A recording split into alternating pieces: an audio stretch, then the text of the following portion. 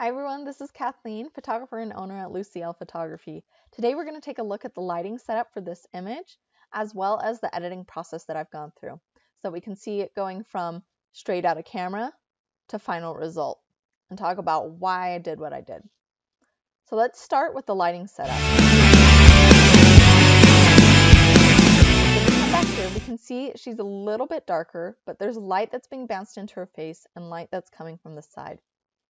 So what this lighting setup looked like, we were in a smaller space. We were actually in a home. So I didn't have ability to set up a backdrop, but instead what I did is I used the white wall as the backdrop to make the colored backdrop.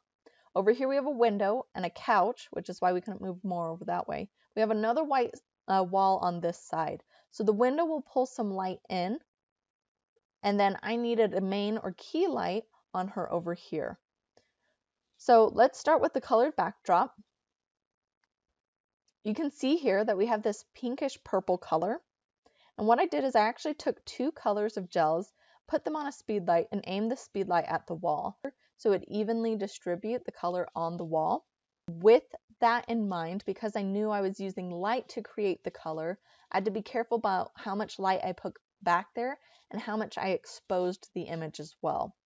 So I wanted really flat, kind of non-contrasting lighting, because that allows me to bring back the things that I wanted to, and it would allow me, in this instance, to have the color that I wanted. So I was aiming more for the exposure of the color of the background that I wanted, with a fill in the face, because I knew I could bring up some of the exposure for the image overall in the face. I have the subject with the umbrella looking straight on towards me.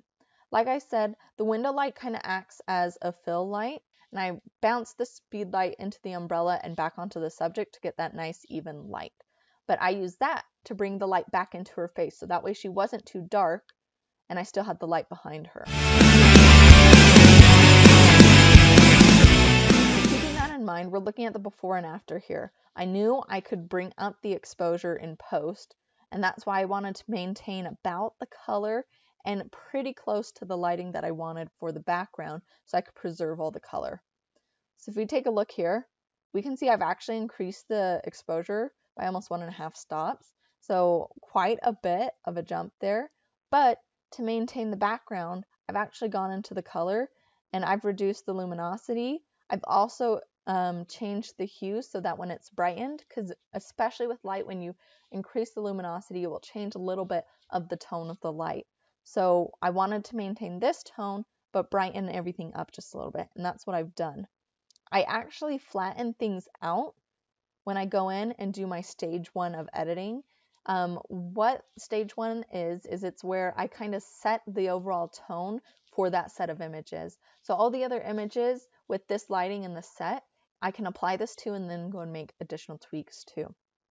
So I reduced the contrast so I could bring in the blacks where I wanted, bring the shadows how I wanted, and I even reduced the saturation so I could bring in the colors that I wanted in the different hues that I wanted. I've also gone in and I've done some color toning with the curves, bringing in red and blue and even just a little bit of green where I wanted it in the shadows and highlights. Now, this image, I wanted it to appear a little bit red in some of the shadows because it's a little bit more of a feminine pink Valentine's Day feel. So once I did that, I went through and did the secondary edits, tweaking little things here and there. Part of the secondary edits, if you can see, is going and cloning out or healing out in Lightroom some of the skin spots. So actually, if we zoom in here, you can see some of the edits that I made, taking out some of the bigger pores and any slight imperfections. However, I want to leave things that like freckles and see what I want to do with them. As we also zoom in, you can see that the eye is actually a little bit out of the depth of field. I used a really shallow depth of field, 2.8. I could have just discarded this image. That's typically, what I would do, but I wanted to save it, so I'll show you how I did that in a second. So once I got all that set and I got things pretty close to how I wanted, I knew it was time to take it into stage 3, which was going to be in Photoshop. So now what you're looking at here is stage 3 image. We're going into stage 4, which is the final retouching of the skin, the hair, and additional adjustments to some of the lights. So we're going to start here with looking at the skin. So let's turn all of this off except just the skin. So here with the skin, you can see I have 2 layers. I did a frequency separation after I've done additional cloning and healing within Photoshop. And I have a texture and color layer.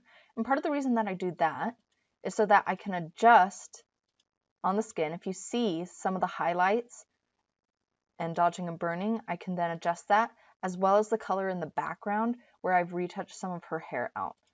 So you can see that there, and just see in general a little bit of the change. I've also taken with the stage 3 image some of the hair and adjusted by liquefying it to just give it a little bit more volume, get it a little bit more curve in the areas that needed. I have to do that before the frequency separation though. I then go ahead, after I've taken care of some of those details in the skin and the hair, which can be quite time consuming, especially I generally use the patch tool, but especially using the patch tool with hair, I try to go in and get individual hairs at a time as much as possible. That avoids some of the problem of this coloring here. Sometimes it's unavoidable. So we then go in and take a look at the eye.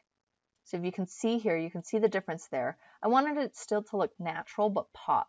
So part of that is going to be putting a little bit of highlight in the area opposite of where the light is, where the catch light is. And then also adding color back in that's there naturally. I use the Flern technique to do this. Then I've gone in and I've made an adjustment here so you can see down here in the shadows. It actually gets a little bit darker. That's because I wanted to bring a little bit of green back in so it wasn't quite as red, but so that the shadows still maintained the red. So some of the curves that I had done in Lightroom, I just adjusted on a tiny layer here. And you can see I've actually, instead of having to apply it to the whole image, I applied it just to where I wanted it to apply. So the shadows where I wanted the red, I could leave that in there. I then wanted to brighten her face up. I still didn't feel like it was bright enough, so I added that on, but I wanted to keep the background dark, which is why you see the layer mask over here. And then I've just adjusted the hue and saturation overall, because I just wanted to bring out some of the purple and make it a little bit more pink yellowy in the background. So again, if we look at stage 3, where I've retouched some of the skin and some of the hair with the patch tool, done a little bit of adjustments there, down to the final image, which is stage 4 here. Let me know if this tutorial was helpful, and if you guys have any questions. I really hope this gives you some insight into the things I think about as I go throughout the process.